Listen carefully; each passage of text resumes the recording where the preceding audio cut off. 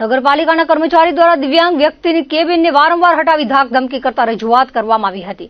દિવ્યાંગ અધિકાર મંચ કચ્છ જિલ્લા દ્વારા કચ્છ કલેક્ટરને લેખિતમાં રજૂઆત કરાઈ હતી અને આ કર્મચારી સામે કાયદેસરની કાર્યવાહી કરવા જણાવાયું હતું. શહેરના હોસ્પિટલ રોડ પીજીવીસીએલ કચેરી સામે નાની કેબિન રાખી ધંધો કરતા વિકલાંગ વ્યક્તિને ભુજ નગરપાલિકાના કર્મચારી દ્વારા વારંવાર આવી ધાક ધમકી તેમજ અપમાનજનક શબ્દો બોલી શારીરિક માનસિક ત્રાસ આપી રહ્યા હોવાનો આક્ષેપ કરાયો છે.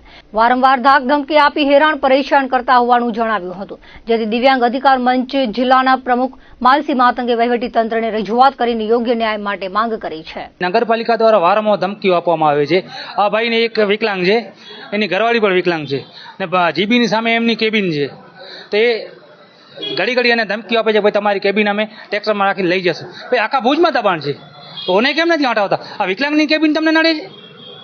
એ બાબતે અમે આજ કલેક્ટરશ્રીને આવેદનપત્ર આપ્યું છે. માંગ અમારી શું છે? આ કેબિન હટાવવા અહીંયાથી નહીં હટાવવામાં આવે.